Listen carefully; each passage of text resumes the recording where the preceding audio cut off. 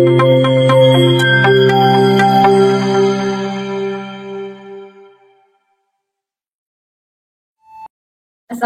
warahmatullahi wabarakatuh. Muslimah ulul albab. Senang sekali rasanya hari ini saya Nur Fitriani Restuti bisa menyapa muslimah ulul albab semuanya dimanapun berada di dalam rubrik Suara Pakar untuk Perubahan. Dan alhamdulillah pada saat sekarang ini kita sudah dibersamai oleh Ibu Dr. Yolanda STPMP, dan beliau adalah salah seorang dosen teknologi pangan, dan beliau juga merupakan melakukan penelitian dalam bidang pangan, tentunya di salah satu perguruan tinggi di Sumatera Barat. Sebelumnya saya mau menyapa Ibu Rilma terlebih dahulu. Assalamualaikum warahmatullahi wabarakatuh, Bu. Waalaikumsalam warahmatullahi wabarakatuh. Gimana kabarnya hari ini, Bu?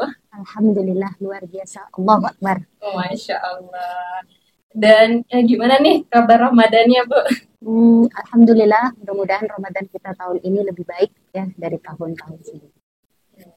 Mudah-mudahan ya, Bu ya.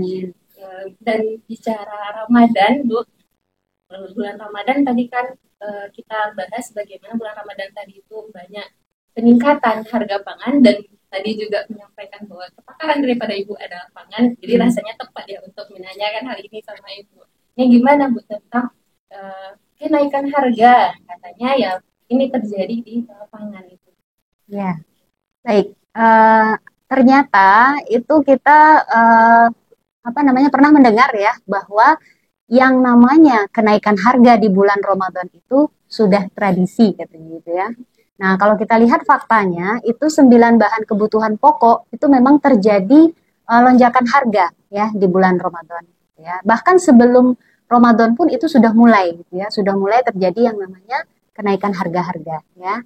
Nah, jadi misalnya saja kita lihat sekarang itu gula pasir gitu ya, minyak goreng, beras gitu ya. Beras juga mengalami yang namanya kenaikan harga gitu ya. Nah, jadi sebenarnya itu sudah dalam tanda kutip itu sering dikatakan sebagai tradisi gitu ya. Nah, jadi itu memang fakta yang berulang setiap awal Ramadan ya, atau menjelang Ramadan. Ternyata memang seperti itu ya, Bu ya, kondisi yang terjadi di lapangan yang ternyata memang peningkatan hal itu bahkan berulang ya, Bu ya, setiap Ramadannya seperti itu terjadi.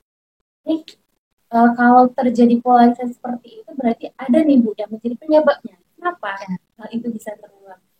Ya, jadi kalau kita lihat ya, kenapa itu bisa terjadi gitu ya.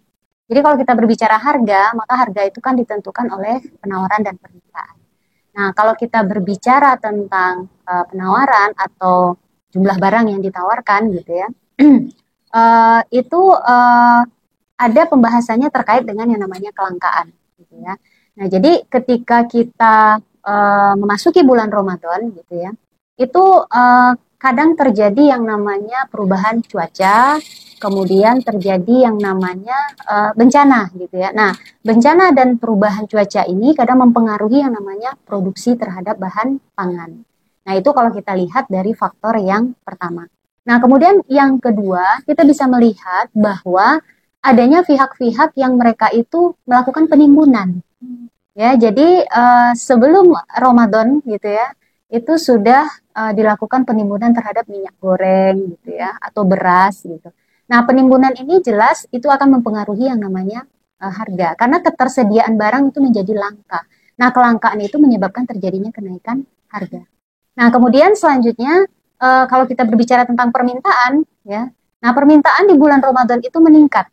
Ya, peningkatan permintaan terhadap barang di bulan Ramadan itu meningkat. Nah, kenapa gitu ya? Nah, yang pertama kita lihat itu adalah karena adanya persepsi di tengah masyarakat bahwa bulan Ramadan itu adalah bulan untuk beramal soleh, ya.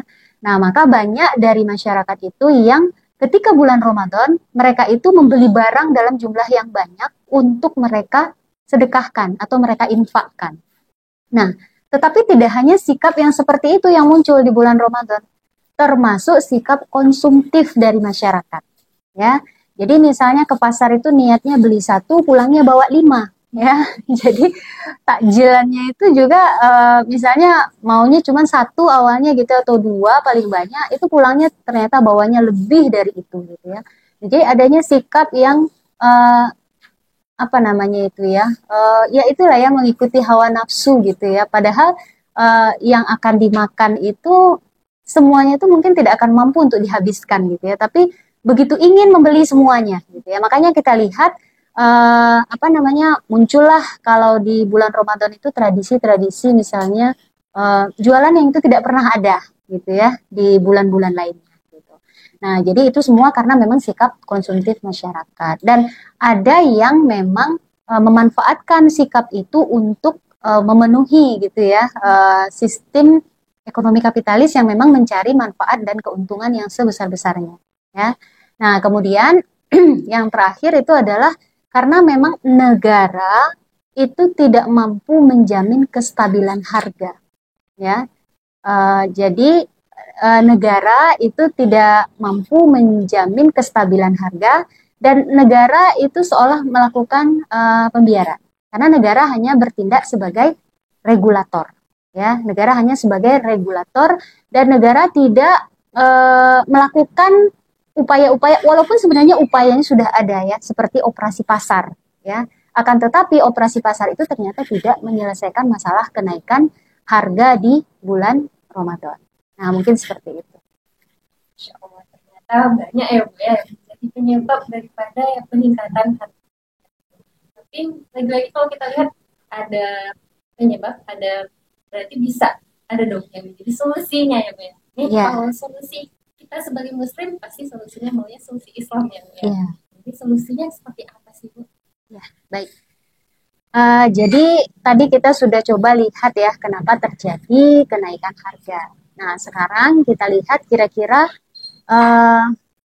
bagaimana solusinya gitu ya. Nah, kalau di sini karena kita berbicara sebagai muslimah, maka kita akan berbicara solusi Islamnya kira-kira seperti apa. Nah, yang pertama di dalam Islam, negara itu akan berusaha menjamin yang namanya ketersediaan bahan pangan ya.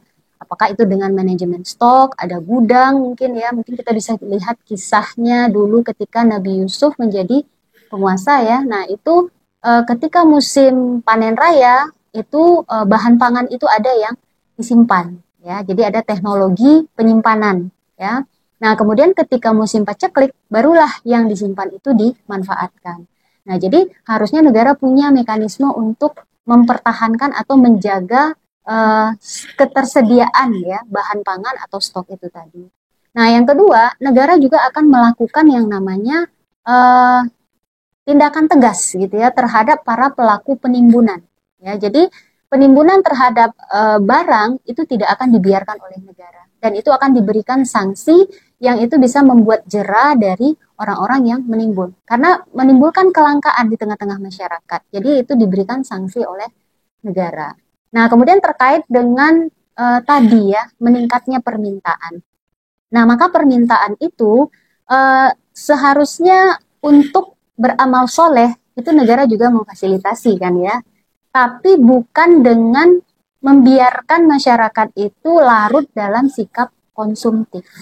Ya, maka di sini ada peran negara dalam memberikan edukasi juga kepada umat gitu ya. Bagaimana ketika di bulan Ramadan itu apa saja amalan yang harus dilakukan dan apa saja yang itu tidak seharusnya dilakukan. Jadi misalnya kayak tadi ya berlebih-lebihan gitu ya dalam berbuka. Ya, semua rasanya mau dimakan gitu.